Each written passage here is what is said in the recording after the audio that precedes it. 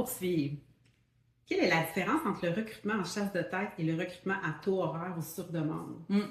C'est deux services qu'on offre en fait chez Caméléon. Je commencerai peut-être par le recrutement sur demande. En fait, le recrutement sur demande, souvent, va être utilisé pour des clients quand ils ont des projets bien précis.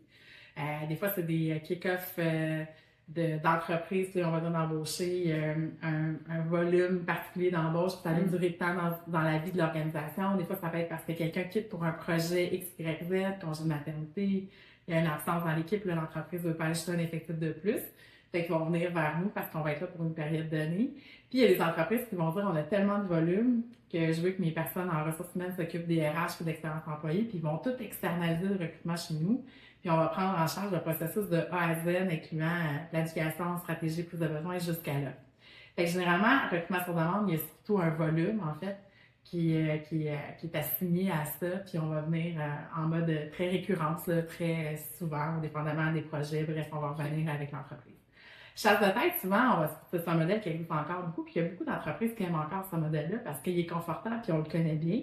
Genre, chasse de tête, c'est un pourcentage du salaire annuel. Et là, mais ça va être des fois des postes confidentiels. Des fois, c'est une entreprise qui va donner un mandat, mais il est bien niché, bien spécialisé. Ça peut être des rôles exécutifs. Puis là, ben, il va y avoir une stratégie en soi pour ce rôle-là. Puis comme il n'y aura pas de volume ou de récurrence, on va y aller en mode de chasse de tête. Puis là, ben, on va vraiment définir une stratégie d'attraction, de sourcing pour ce rôle-là, solliciter les réseaux qu'on a également, parce qu'on a des recruteurs qui ont quand même des réseaux assez nichés dans notre équipe. Puis ben, ça va bien se prêter par rapport à ce modèle-là. Puis oui, il y aura de l'accompagnement du gestionnaire, mais une fois que le mandat est fini, ben, il peut avoir évidemment de la récurrence. On a certains clients qui reviennent. Mais le recrutement sur volume va être associé à un peu plus de volume. Un recrutement sur demande, recrutement sur volume, bref, même chose, va être associé avec du volume, justement. Puis la chasse va être plus nichée pour des mandats X très pointus ou exécutifs.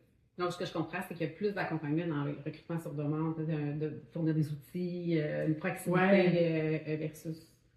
Ben, en fait, c'est différent. L'accompagnement va être différent. Le recrutement sur demande, en fait, souvent, c'est ce qu'on va aider l'entreprise à mettre en place, les processus. On va donner notre feedback sur l'amélioration des outils également en place. Tandis que la chasse de tête, ce qu'on va faire, c'est qu'on va faire une stratégie d'accompagnement pour un poste unique, en fait. Donc là, on va venir coacher, oui, des fois le gestionnaire, on peut même des fois les accompagner en entrevue, mais ça va être très ciblé, très niché pour ce rôle-là. OK, je comprends.